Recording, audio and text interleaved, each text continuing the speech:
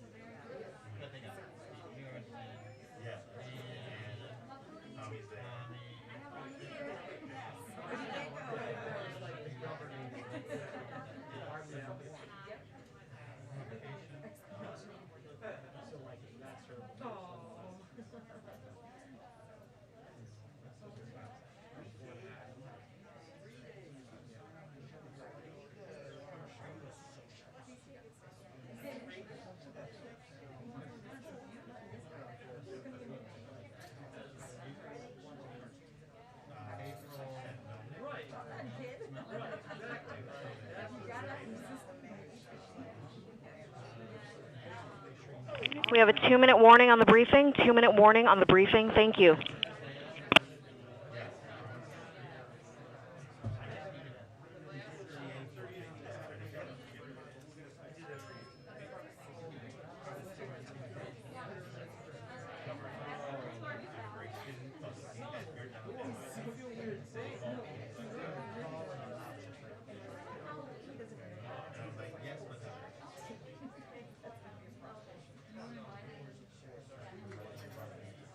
Steve got a haircut. I had to.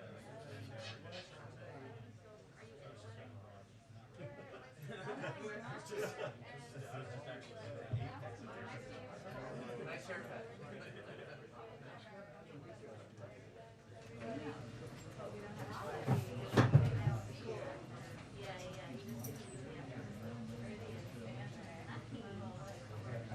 They announced something to reporters. They did for them. Didn't hear it in here.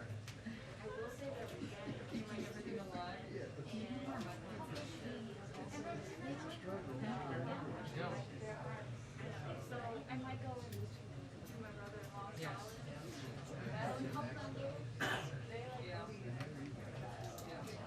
I'm sorry, sir. No, deputy press secretary sit here.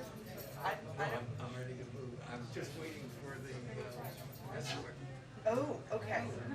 Why don't I have you go stand by that door and we'll get you taken care of. Thank you so much. That's the day we're all having. Amen.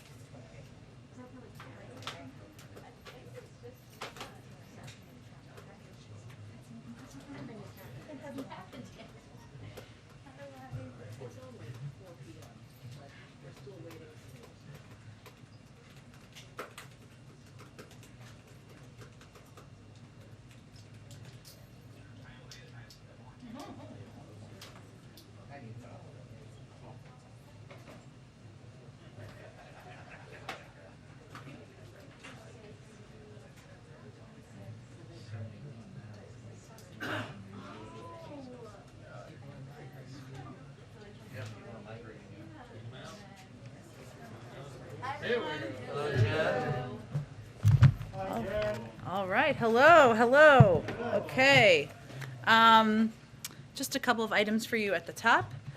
Today we learned that last week's initial unemployment claims fell to another pre-pandemic low, down below 300,000 for the first time in almost 20 months.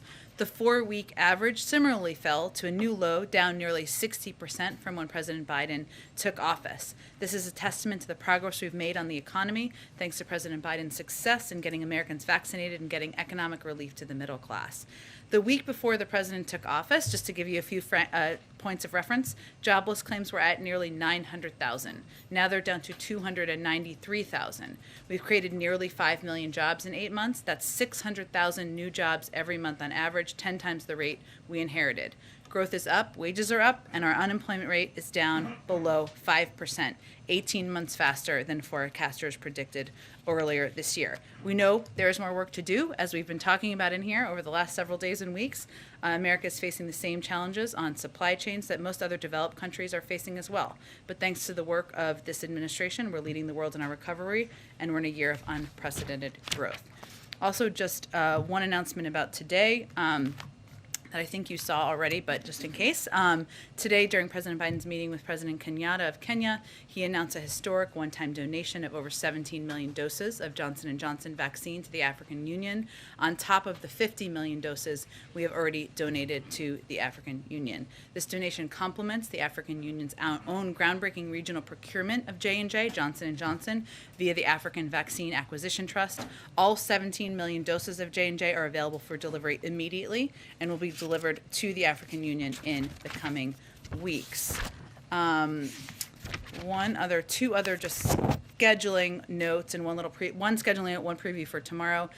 President Biden, I think you may have seen this, but just in case, is honored to be speaking this Saturday at the 40th Annual National Police Officers Memorial Service, which recognizes the 491 members of law enforcement who lost their lives in the line of duty in 2019 and 2020. It's particularly poignant that this memorial is being held at the U.S. Capitol, where 9 months ago we saw the incredible bravery of the members of the U.S. Capitol Police, the Metropolitan Police Department, and other law enforcement agencies who helped protect the Constitution and what the president called the citadel of our democracy in one of the darkest days in our modern history. We also recognize the important role law enforcement has played on the front lines of the pandemic and the fight against the spike in gun crime over the last year and a half. The president has delivered additional money, as you know, through the rescue plan to support law enforcement agencies that have been hit hard during this period, and has long been an advocate of additional resources to bolster effective, accountable community policing. Also wanted to just note, as you know, tomorrow the president is headed to Connecticut. He will visit a child care center in Hartford, where he will deliver remarks highlighting the need for investments in child care and preschool that provide a lifetime of benefits for children, help parents work, and support equitable economic growth. The United States currently ranks 35th out of 37 countries tracked by the OECD in public investment in children from birth to 5 as a percentage of GDP. And only about half of 3 and 4-year-olds in the United States are enrolled in early childhood education, compared to more than 90% of children in advanced countries like Germany, France, the United Kingdom, and even Latvia. Shouldn't say even Latvia. Latvia as well. The average annual cost of a child care center for a toddler in Hartford is $16,000, and a typical 4-person household in the state would need to spend more than 26% of their income for child care for 2 young children each year. The president's Build Back Better agenda would ensure parents earning up to 150% of the state's median income pay no more than 7% of their income on child care, and the lowest income families will receive child care for free. After visiting the Child Center, he will join former Senator Chris Dodd, a longtime friend, members of the Connecticut Congressional Delegation, Governor Ned Lamont, the president of UConn, and students, faculty, and staff to mark the dedication of the Dodd Center for Human Rights at the University of Connecticut. Sorry, a few things at the top. Go ahead, Josh. No worries. Thanks, Jen. 2 things. John Kerry told AP that it hurts his efforts to get global agreements on climate change without a deal at home. Can President Biden be a credible messenger on the international stage in 2 weeks without a clear path for his agenda here? Absolutely, and here's why.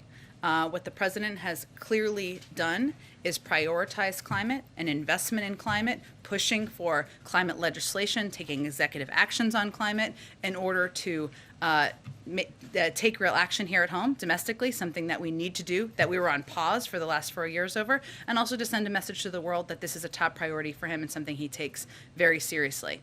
The world watches closely, of course. They know that we're working through our legislative agenda, that we're trying to get these things across the finish line, and I think that indicates the president's clear commitment and will enable him to have a strong seat at the table, regain the United States seat at the table.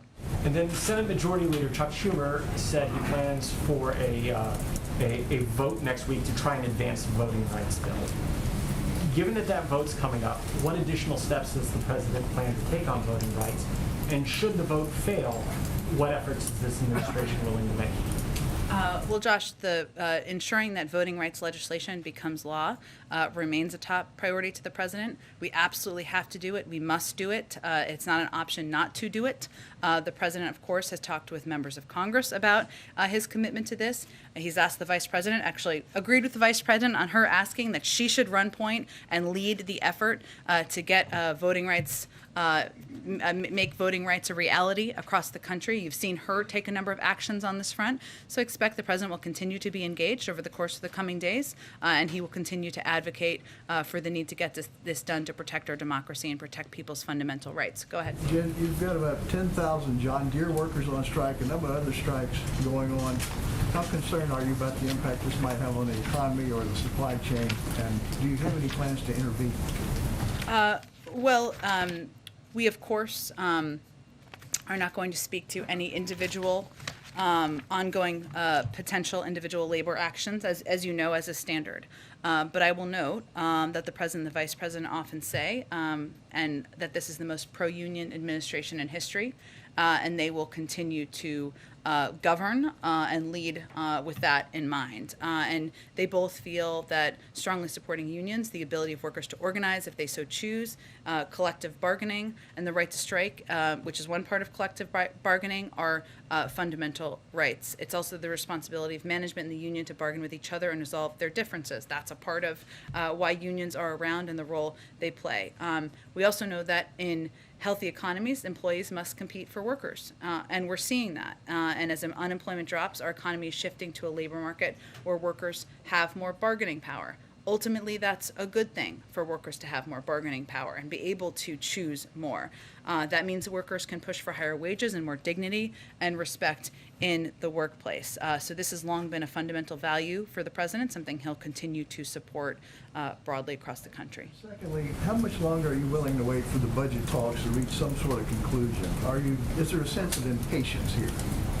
I wouldn't put it in those terms, but what I would say is that the president is eager to get things done for the American people and to deliver on what he's promised. And so as I said yesterday, the time for negotiations is not unending. And we're eager to move forward. We're eager to deliver on what he promised to the American people, which will result in addressing some of the issues I touched on earlier, making childcare more affordable, making universal pre-K a reality, addressing the climate crisis, making sure people have kids have clean drinking water, broadband is accessible.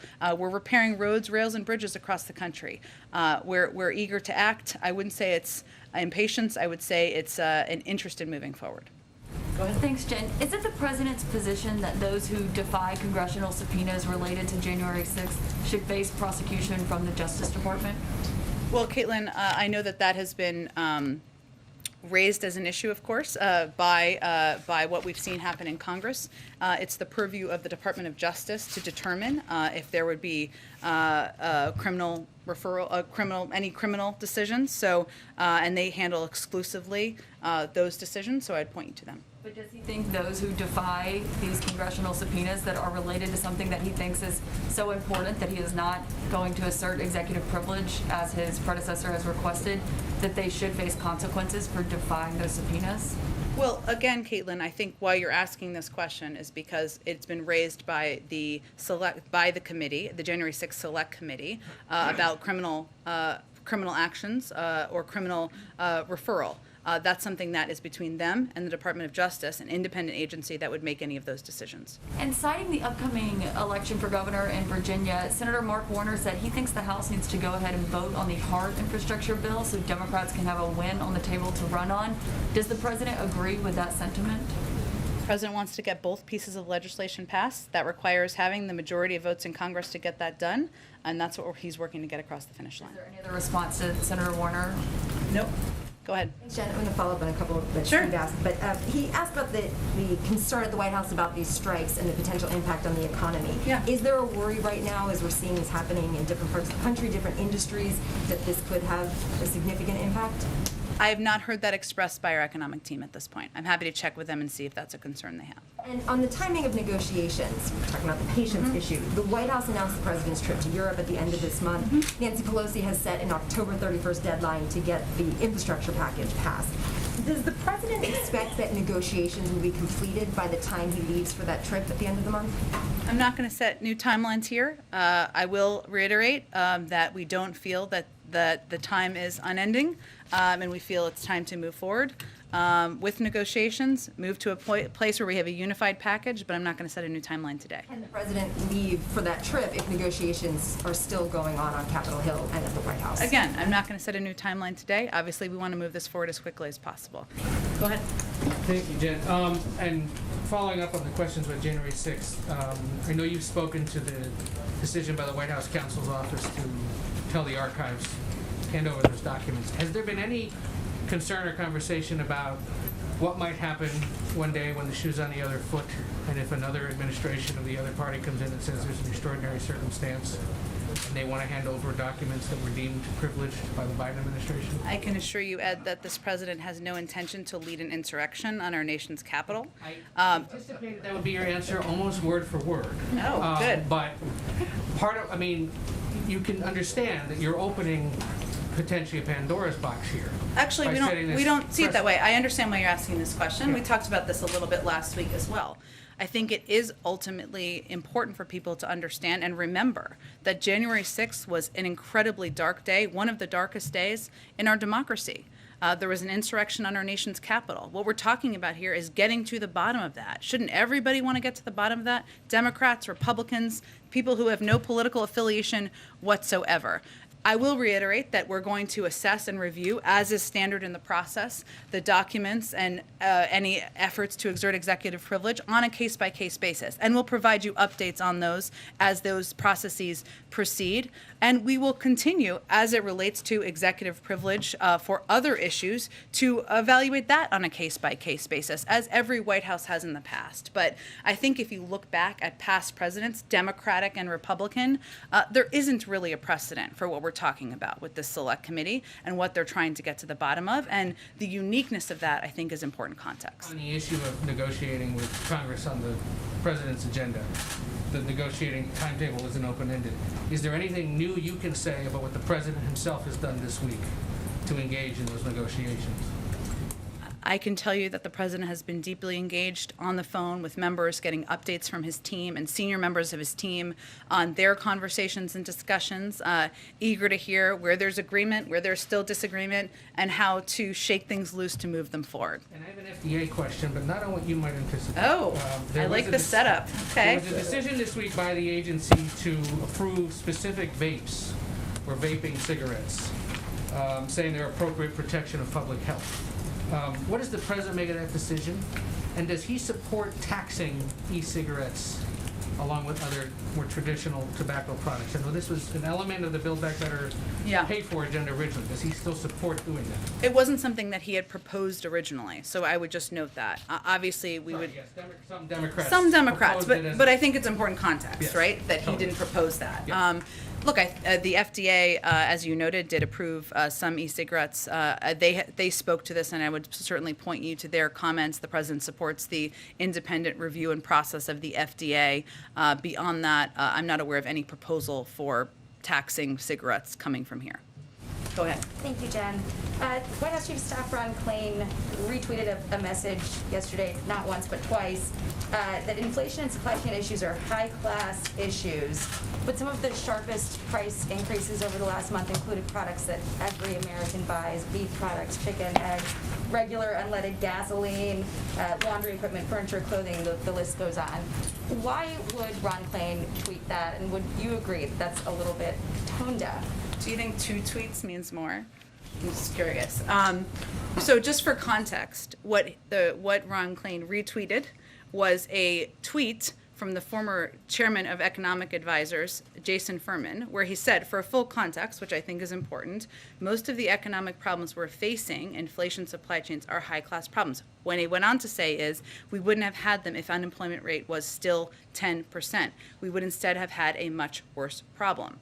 So I think the point here is, well, there are some critics who are saying, what some of these critics are saying is, we don't know if they're saying that what they thought was great was when the unemployment rate was double what it is today, or when people were locked in their homes and therefore gas prices were lower. We're at this point because the unemployment rate has come down and been cut in half, because people are buying more goods, because people are traveling, and because demand is up, and because the economy is turning back on. So Jason Furman, of course, is more than capable of speaking or tweeting for himself, obviously, and providing any additional context. But what the point is here is that we are at this point because we've made progress in the economy. And what would be worse, in our view, is if the unemployment rate was at 10%, people were out of work, hundreds of thousands of people were still dying of COVID, and people weren't able to lose their homes. So that's the full context. And that's a much more eloquent way of putting it than the high-class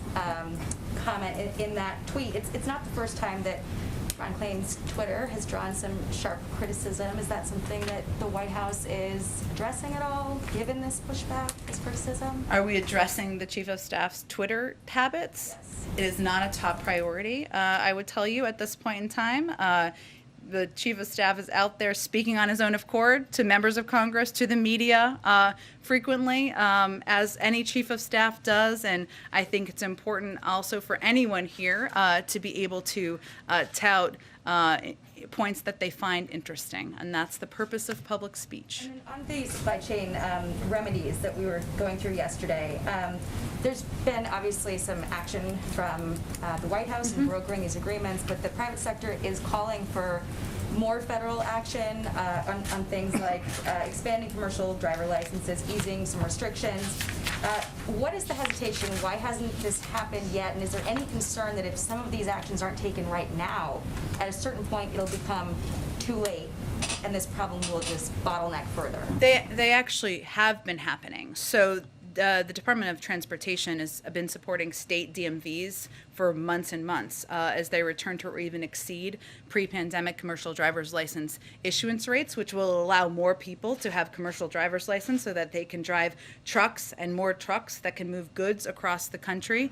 And so in 2021, an average of 50,000 commercial driver's licenses and learner's permits were issued each month, which is 14% higher than the 2019 monthly average and 60% higher than the 2020 monthly average. The other thing that the Department of Transportation has been doing is expanding hours of service exemptions for truck drivers during the pandemic to support the flow of emergency goods and assistance for some supply chains. So that's another step. We also, and so the point is, we've been working on these pieces. They've been in process, and what we announced yesterday was essentially an agreement between the labor unions who are going to fill the hours, right, at these ports, an important bottleneck piece, as well as the suppliers who will be using the expanded hours, and the ports themselves, which will help move this forward quickly and help reduce some of the delays. Go ahead. Has the president made a decision on the FDA commissioner? Not yet. With the time constraints for an acting commissioner to serve, is the president committed to beat that time constraint to allow Dr. Woodcock to remain if there's a nominee? Well, the president is definitely eager to make a decision about an FDA nominee and, of course, make that decision public once it's made. We're just not quite at that point yet. In terms of the timeline, I'm not aware of what exactly that timeline is, but certainly. Oh, yeah, I understand. I just don't know when it ends, but we are certainly eager to do this in short order. On the Connecticut visit, you outlined some elements related to child care that the president wants to talk about. So can we then assume those are red lines for the president, that those kinds of programs and ideas must be included in the package?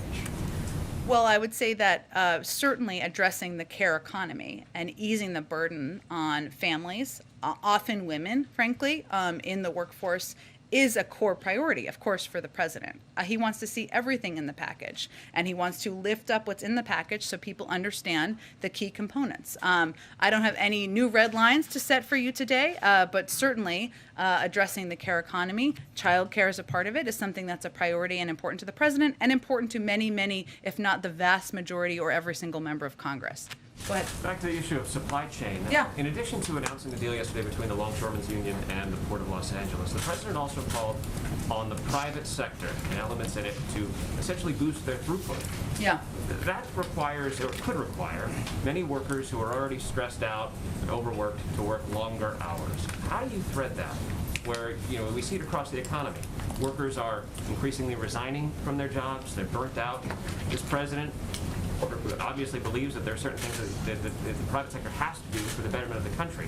How do you thread those two things? Well, you thread them by having everyone at the table, representatives of the labor unions, ensuring that they can go back to their workers and convey safety is a high priority, treatment is a high priority, pay and overtime is a high priority. It's important to have these companies at the table so they understand what the labor unions are expecting. And it's important, of course, to have, whether it's the ports or other modes and means of transportation at the table so they can also convey what their needs are. And what he was asking for, if you look at moving goods, for example, UPS and FedEx are about 40% of the market of how goods are transported. He's asking others who are moving goods to also step up their game, other companies and suppliers to also step up their game, and this is a model for how that could be done. The labor union IATSE is talking about striking the studios next week. Their primary complaint is that they're not given enough time for rest.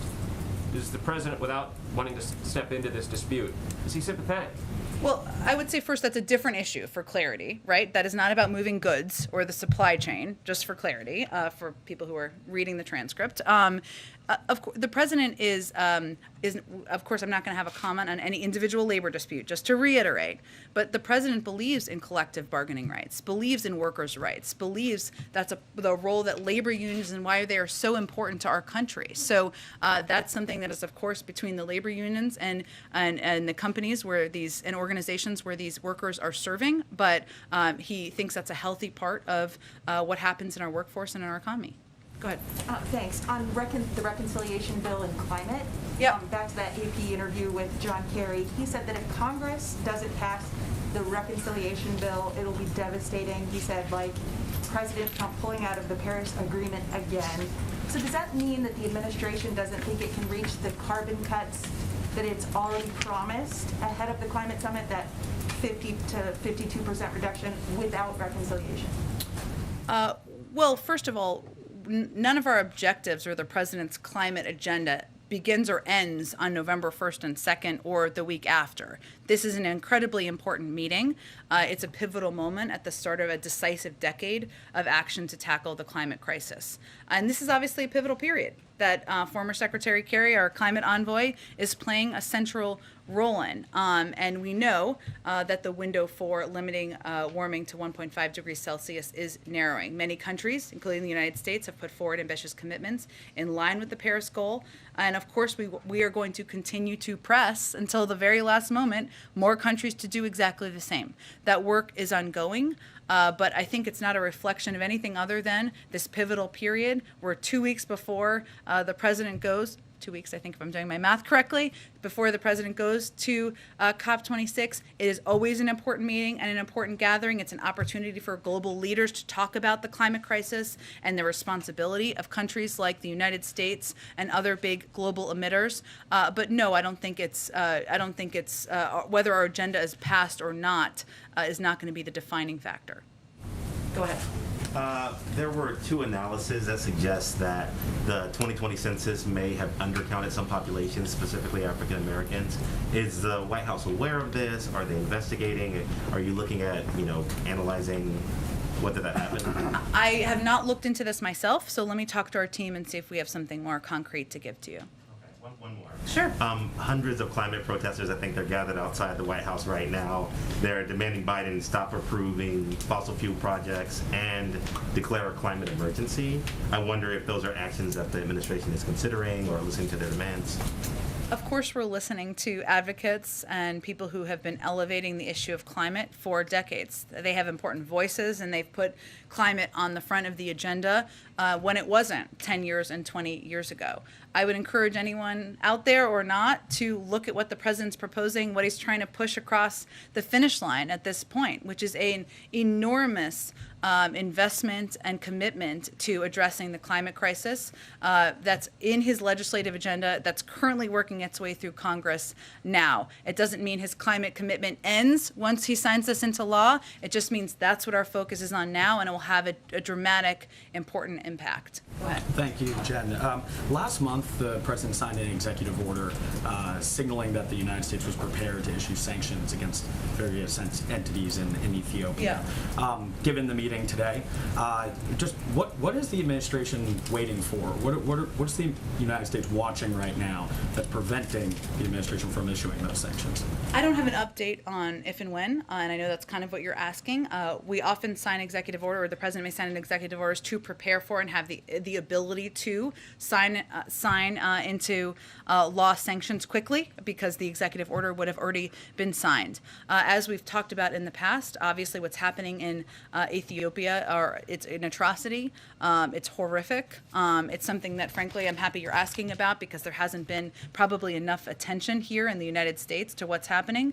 But I don't have an update. It's often an interagency process, and I don't have an update on when a determination will be made. Given Kenya currently has the leadership position in the UN Security Council, Yep. were there any kind of tangible plans that came out of today's meeting to try and not only address the atrocities that you just mentioned, but also the fact that UN aid workers are also now being expelled from Ethiopia as well? Yeah, I have not had a chance to talk to our national security team before coming out here about what happened in the meeting. Obviously, Ethiopia was on the agenda, as was counterterrorism, as was Somalia, I'm sure, as was, of course, vaccines, as we talked about. I'm sure we'll have a readout of that, and we can see if there's more to lay down for you. Go ahead. Thanks, Jen. President Biden talked earlier about how vaccine requirements have been helpful. I just wanted to ask if there's any more serious consideration of requiring vaccinations for domestic flights ahead of holiday season. I don't have anything to preview on that at this point in time. The Congress, just curious, when was the last time, if you can share, that President Biden spoke with Senator Sinema? I'm just not going to give you a lay down of every call. I can assure you that we've been in close touch with her from a very high staff level. I'm not going to give you an update of when he did individual phone calls, but we are in close touch with her. Go ahead. Thanks, Jen. Yesterday you mentioned that the Supreme Court Commission was going to release draft preliminary discussion materials today. Yeah. Wondering if there was any update on a timeline, and is that a draft report, or what did you mean by draft preliminary discussion materials? It is an assessment. It is not a recommendation. That is how it was been outlined from the beginning. Given it's 4 o'clock, they have to be posting it pretty soon. So I would expect you'll see it posted soon. But since you gave me the opportunity, we talked about this a little bit yesterday, but I know there's been a little bit of confusion. What they are looking at and examining are the court's role in the constitutional system, the length of service and turnover of the justices on the court, the membership and the size of the court, and the court's selection rules and practices. These are draft preliminary discussion materials, because the next step will be a public meeting of the commission on Friday, and they won't issue a final report and submit it to the president until mid-November. So that was just meant to convey that, as should be a part of the process, it will be transparent, they will be publicly available, but there's a process that will proceed, and the president won't even get the final report to review until mid-November. Go ahead. I'm curious if the White House sees the Virginia governor's race as a bellwether.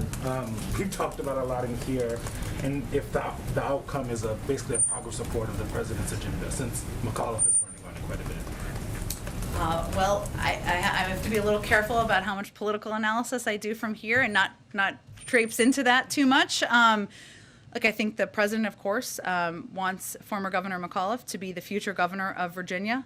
There is alignment on a lot of their agenda, whether it is the need to invest in rebuilding our roads, rails, and bridges, or making it easier for women to rejoin the workforce. I will say, I will leave it to other outside analysis to convey that off-year elections are often not a bellwether, but and there's a lot of history here in Virginia. But again, we're going to do everything we can to help former Governor McAuliffe, and we believe in the agenda he's representing.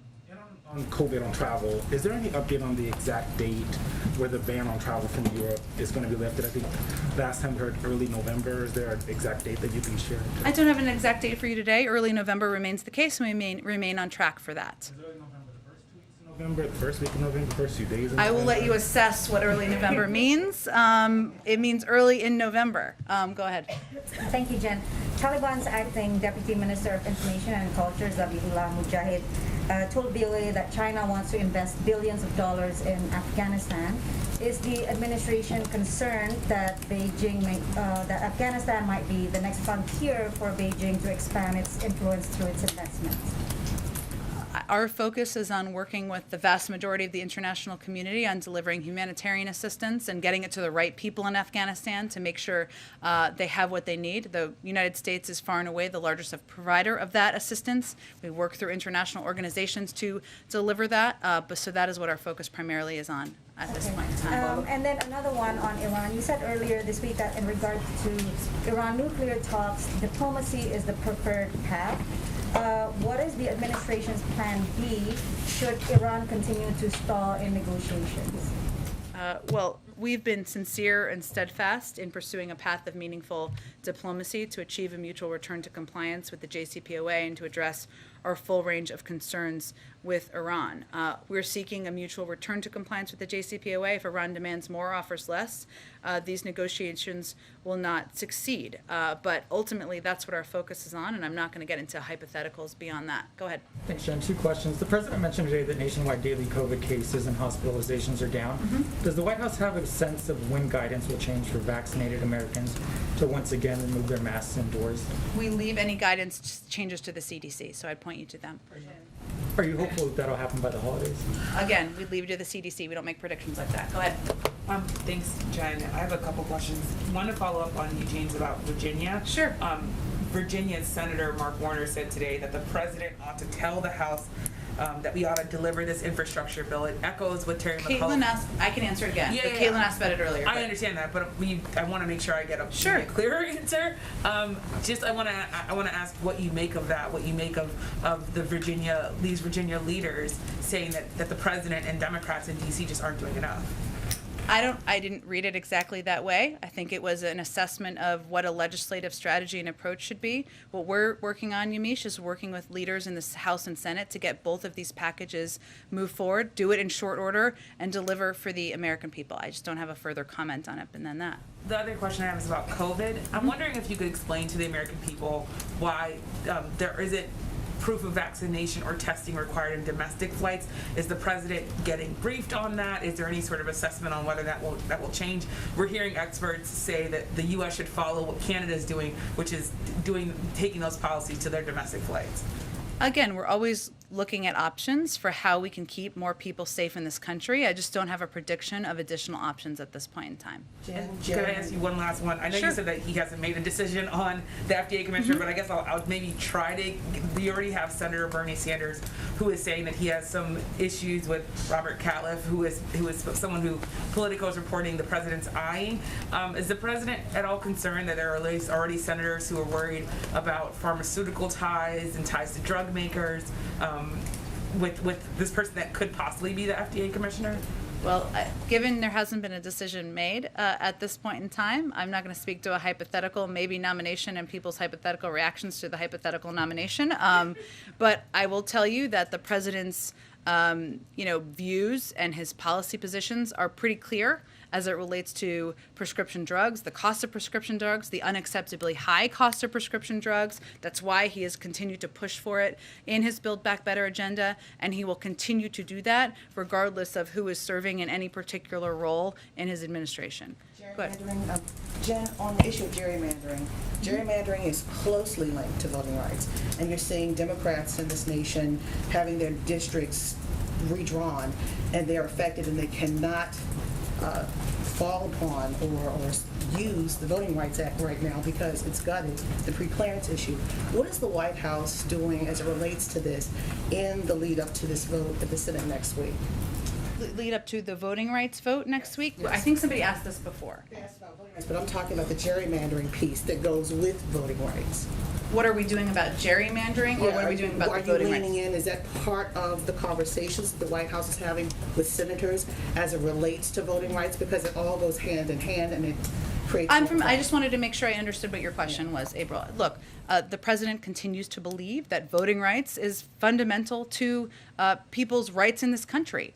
He has given speeches about it. He has taken actions through executive action. He has supported the efforts of his Department of Justice to ensure they're putting in place protections across the country. I think his actions absolutely speak for that. I don't have anything more to preview for you in terms of his... What's happening in Texas?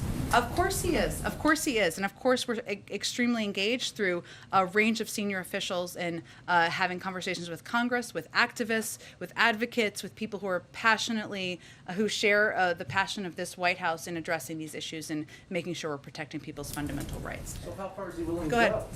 go? Jen, last Friday when the president signed the Havana Act, he said that he was determined to get to the bottom of who is responsible Yeah. for these incidents. What is your message for those who are responsible? Well, first, just so people understand, there's an assessment that's being done by our intelligence community, understanding fully that everybody wants that assessment to be completed. We want it to be thorough and for people to have confidence in it once it's completed.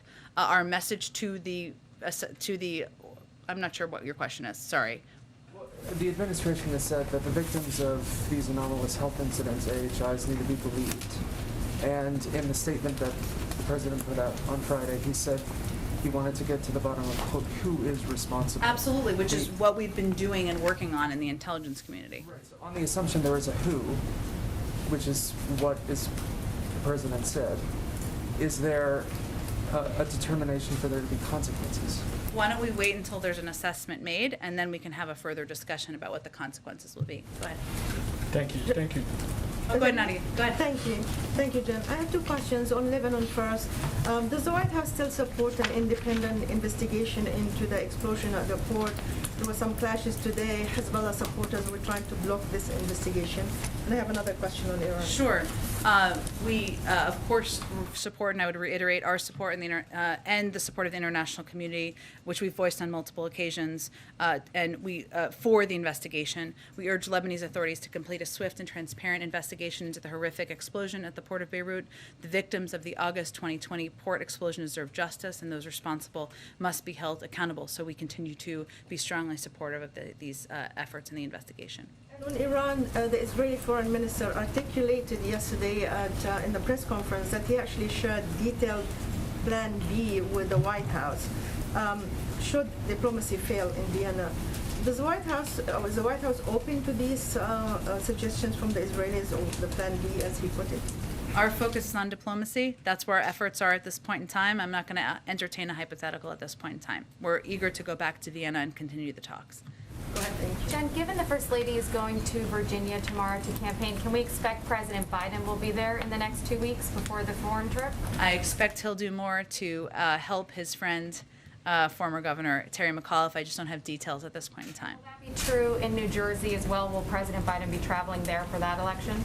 I don't have anything to preview on either at this point in time, but obviously we know the elections are soon, the foreign trip is soon, and so we will certainly have more to convey as soon as details are finalized. Go ahead. Thank you.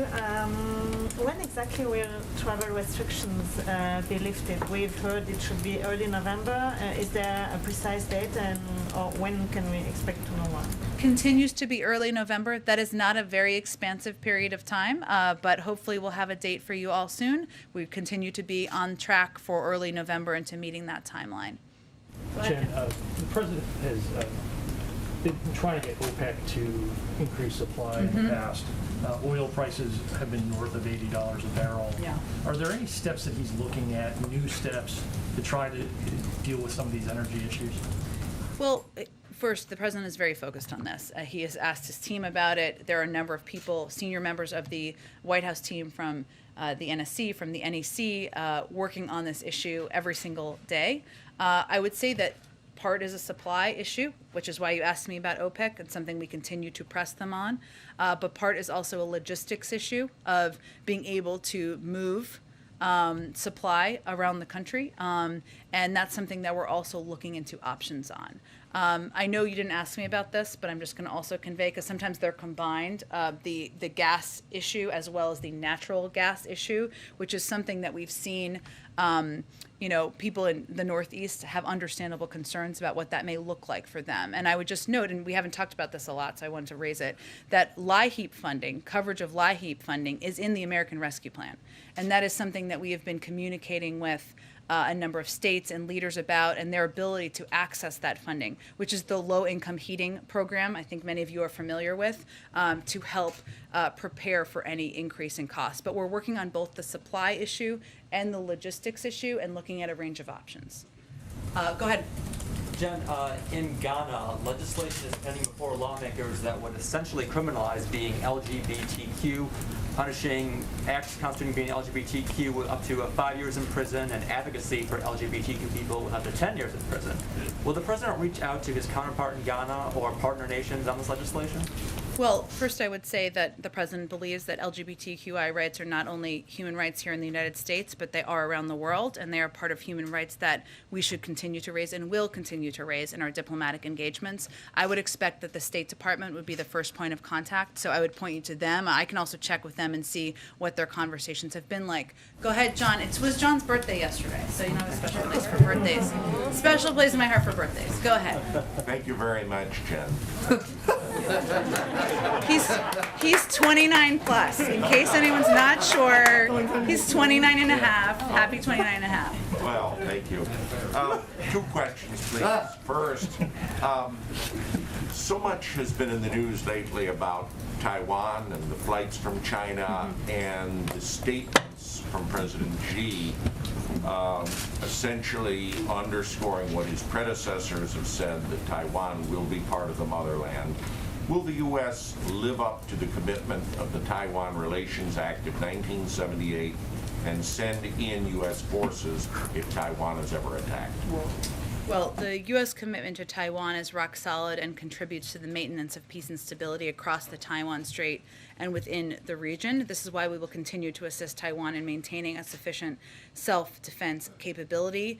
Our approach and our U.S. defense relationship, as you referenced, is guided by the Taiwan Relations Act, and we will uphold our commitment under the act. We will continue to support Taiwan's self-defense, and we will continue to oppose any unilateral changes to the status quo. Our support for and defense relationship with Taiwan remains aligned against the current threat posed by the People's Republic of China. I'm not in a position to comment on specific operations, engagements, or training, but I would like to highlight that our support for and defense relationship for Taiwan remains aligned.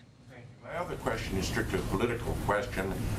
Going back to his days as senator and vice president, the president has worked sedulously as a party leader and Democratic. Sedulously. Ed O'Keefe is very impressed with that word, as am I.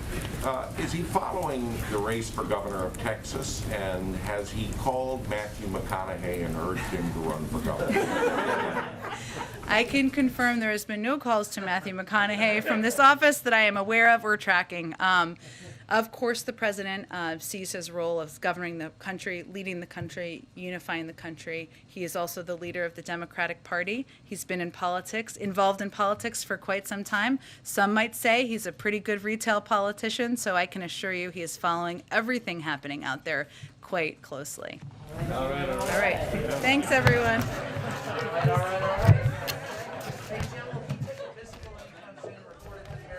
He will. How soon? Do we know? Don't have an update for you, but will soon. But before the end of the year? I promise you, Kelly asks about this all the time. She's keeping us on our toes.